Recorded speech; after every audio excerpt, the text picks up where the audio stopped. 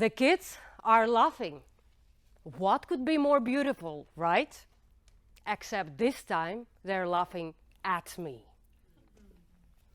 I'm in a sports hall, school number 35, Odessa, Ukraine. It's 1994, and it's 3 years after the Soviet Union collapsed, and it's the year Ukraine gives up its third largest nuclear weapon arsenal in exchange for the guarantees of its independence. And I'm Katya Ovcharenko. I'm 12 years old, and I'm a peculiar child. I am very curious. I love reading, I love learning, I'm top of class, I'm winning all the humanities competitions, and I'm respectful. I'm also unusually open to a lot of opinions around the table, and I'm also open to the consequences of sometimes those opinions being too many. And I'm also quite wise. I still can keep up the conversations with the unhappy grown-ups about what's going on, and I'm naughty.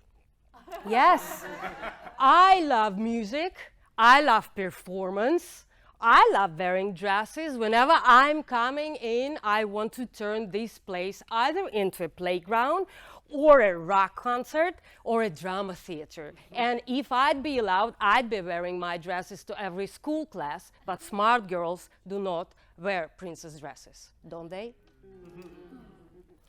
So I love music, but I hate PE.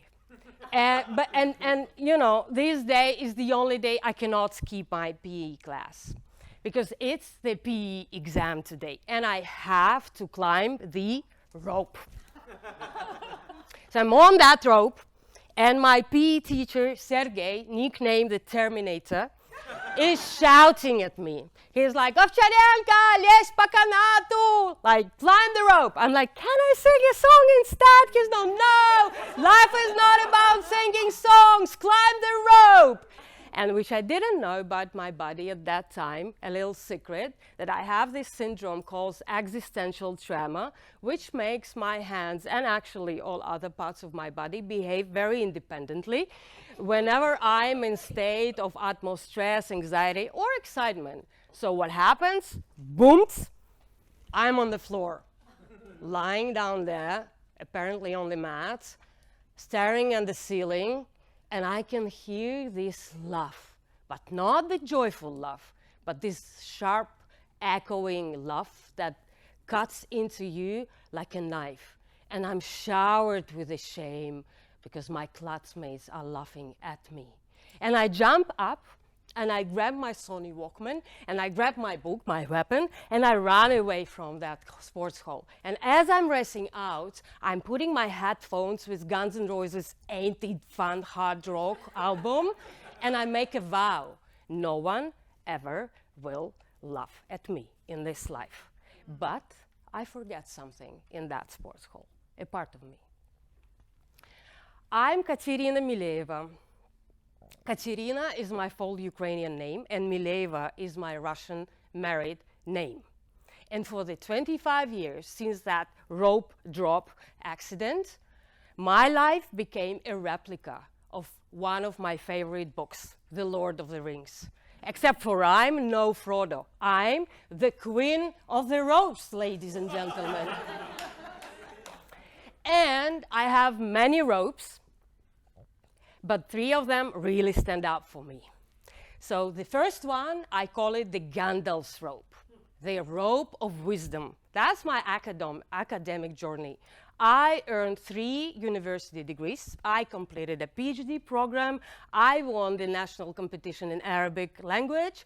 I mastered 3 other languages.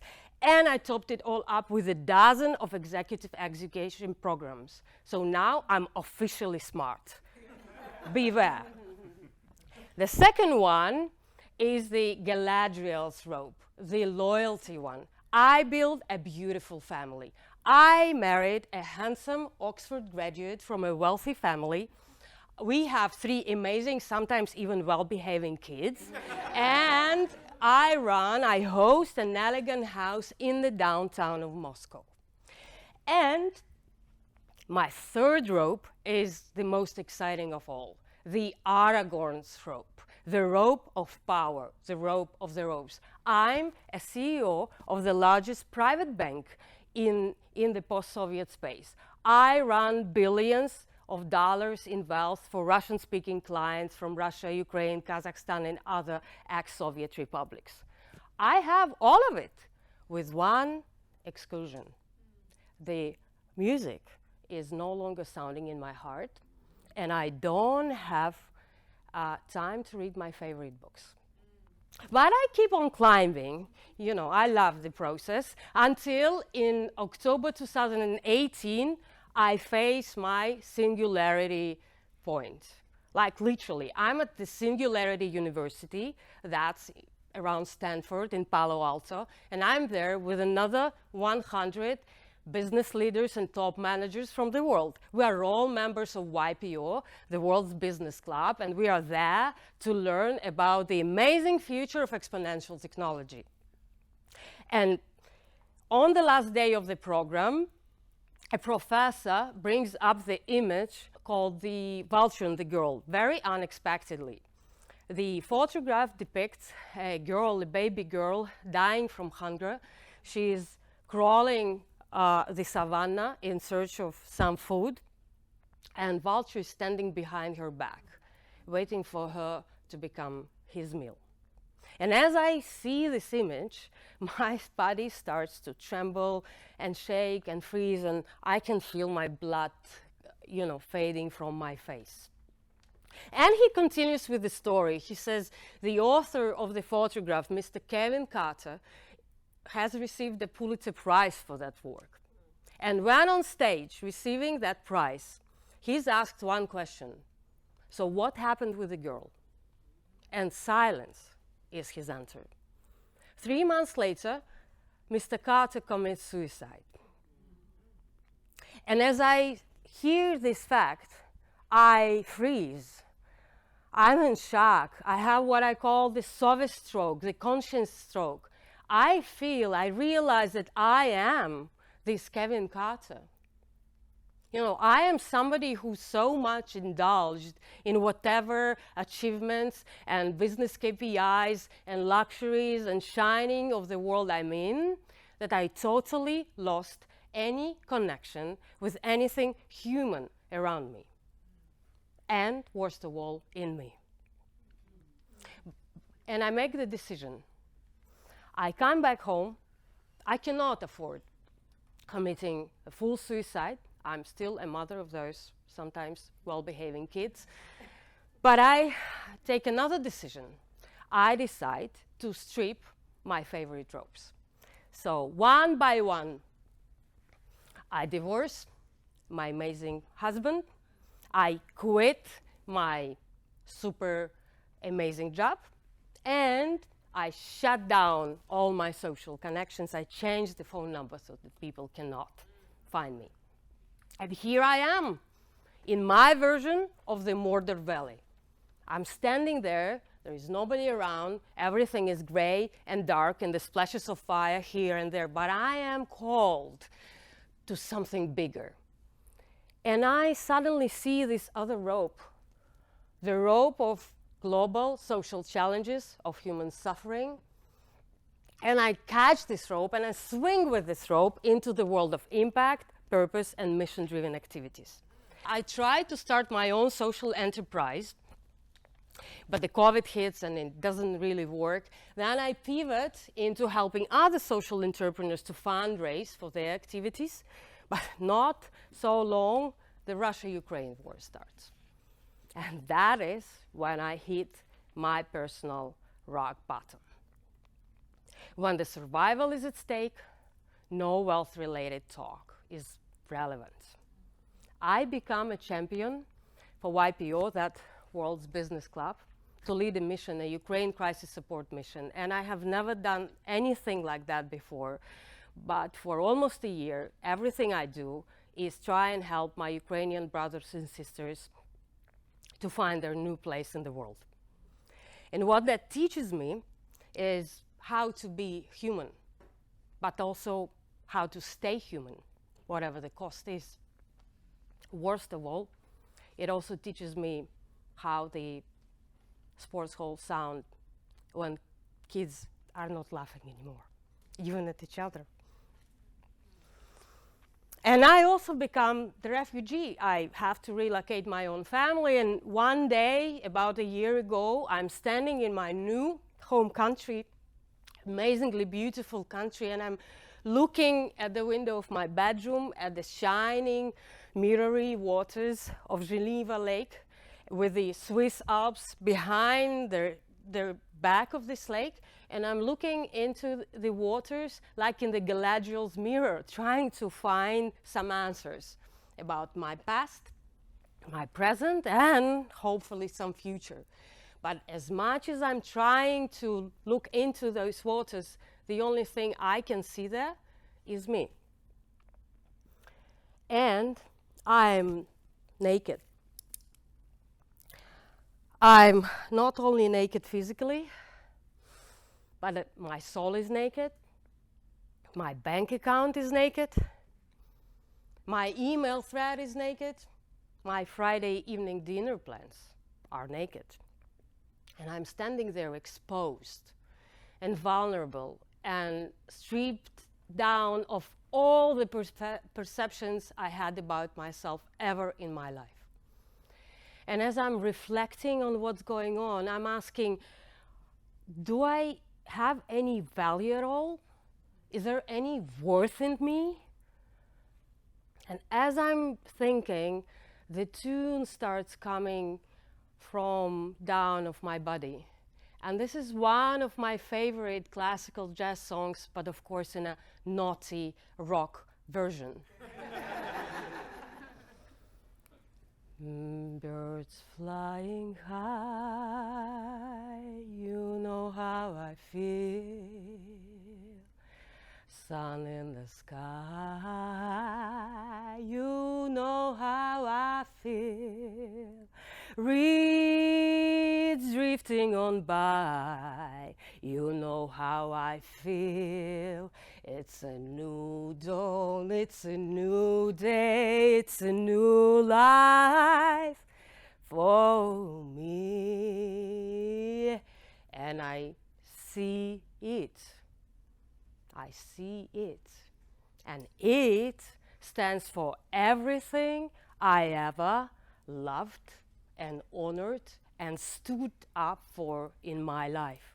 It has curiosity, it has respect, it has openness, it has wisdom, and yes, it has naughtiness, because I claim naughtiness to be one of my superpowers. And it is my crown. Curiosity, respect, openness, wisdom, and naughtiness. And as I put back my crown, I can feel in my internal queendom, in my grace, in my honor, in my value, in my worth. I can feel I'm in my wealth. And nobody can take this from me, whether under the bombs or in the face of luxuries, shining luxuries of this world. And as I put this crown on, it lights up my path. It shows me which ropes to climb. It shows me with whom to climb those ropes, and most importantly, why to climb. So I'm asking you, what's your honor? What's your grace? What's your wealth? But don't be that serious. You remember, I love to play, so let's play a little game. I invite you to reach down under your chairs. And there is a box. Yes, it's invisible, but it's there. So just grab the box, take it slowly, feel the texture, put it onto your knees. Now open the box. Congratulations, this is the first time you see your crown. How does it look like? Now grab the crown. How does it feel to you? Now put the crown onto your head. Feel. How does it feel? You can look also to your neighbors' crowns. Now don't be fooled. This is not just an immersive fairy tale performance. It's very real. It's a very practical tool, and it's real for me, and it can be real for you. I'm Ryna me. I take Ryna from Katrina and me from Mileva, and this name is the essence of me, of what I've learned and experienced throughout my life. And I, Ryna me, am a wealth scientist and a wealth care advisor. And what I do, I'm on a mission to redefine wealth and humanize wealth. And I'm helping us to find our own personal formulas of wealth, to claim these formulas as our crowns and step into our wealth beyond the numbers in our bank accounts. Now, with this mission in spirit, I would like you to embrace 3 thoughts. First, the old English word for wealth never meant anything material. It means well-being. Until 14th century, it had no material flavor whatsoever. Second, none of the tangible assets, however big the wealth or the fortunes are, they do not survive the 3 generations test. They evaporate. We evaporate too. And 3, the only lasting value in the history of humanity is something that has the ultimate essence of humanness in it. And these could be multiple things. This could be artwork, a book, a carpet. It could be a handcrafted table. It could be your grandmother's cake recipe, or a story that your mother told you when you were a kid. These are the things that can live through generations. And as I'm standing here, and you are all in these crowns, I can see immense wealth. So I invite you to strip the unwealthy ropes, see your crowns, and step into our wealth beyond the numbers in the bank accounts today. And I'm feeling good. Yeah!